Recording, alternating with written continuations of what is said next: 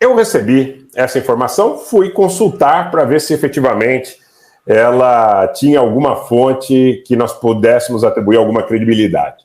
E a informação é que os Estados Unidos provavelmente enviarão oficialmente, há muita gente dizendo que já enviaram, né? É possível que algo já tenha sido enviado, mas oficialmente que enviarão mísseis de longo alcance para a Ucrânia pela primeira vez. Essa informação, ela está veiculada na ABC News nos Estados Unidos e foi muito repercutida a partir dessa primeira informação na ABC, que cita oficiais da inteligência dos Estados Unidos. E nos seguintes termos, eles estão vindo, disse um funcionário que teve acesso aos planos de assistência de segurança. O responsável referiu que, como sempre, tais planos estariam sujeitos a alterações até serem anunciados oficialmente. A matéria da ABC, ela é muito extensa. É uma matéria que, inclusive, entra no detalhe sobre os lançadores múltiplos M270, fala sobre um alcance, um pretenso alcance médio aí de 300 quilômetros e o seu fornecimento aberto e em escala, vamos dizer assim, maior do que efetivamente pode ter sido cogitado até aqui. Vocês sabem que os ucranianos já receberam, tanto do Reino Unido como da França, as versões aí de mísseis com esse tipo de alcance. O famoso Storm Shadow é um nome que vocês certamente estão lembrados, né? Eu, verificando esta matéria, verifiquei que existe, segundo vários tipos de fontes de informação, inclusive abertos, um debate muito forte nos Estados Unidos em relação à conveniência da admissão do fornecimento desse tipo de armamento.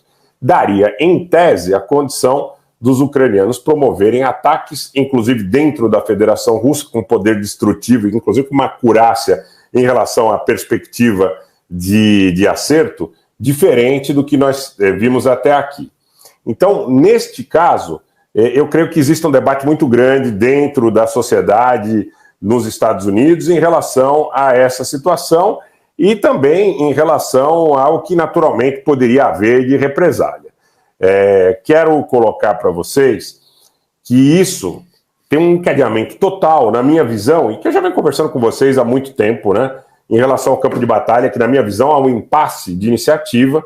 Nós temos alguns mapas aqui, eu até quero passar por alguns deles. Eu verifiquei mapas da inteligência britânica, da inteligência francesa, mapas israelenses, mapas de fontes abertas, e todos eles são muito parecidos em relação ao status, nesse momento, da questão da ocupação em território em solo. Tá?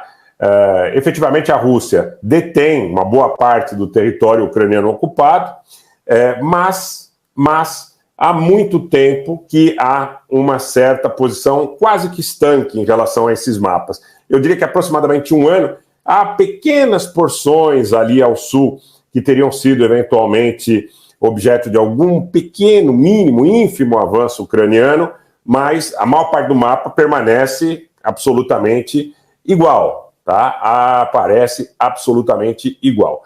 Então, neste contexto, eu quero dizer para vocês que me parece que essa perspectiva de fim do conflito está muito longe. Muito longe.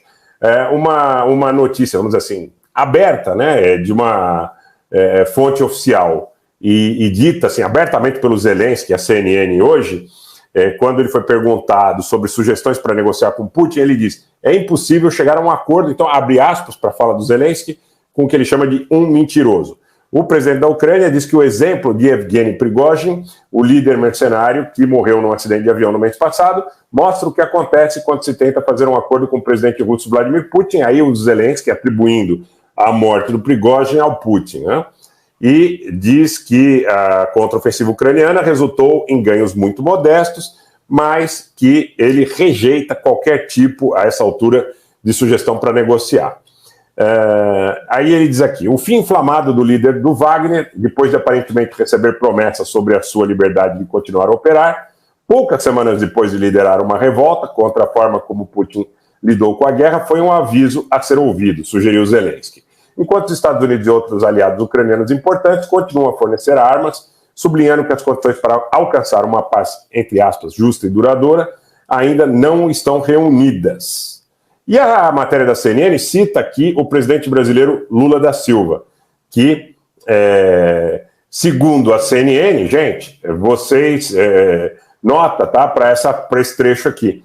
Vários outros líderes mundiais proeminentes, como o brasileiro Lula da Silva, têm tentado colocar sobre a Ucrânia a responsabilidade de acabar com a guerra. Então a CNN está fazendo uma crítica aqui ao presidente do Brasil, ao presidente Lula.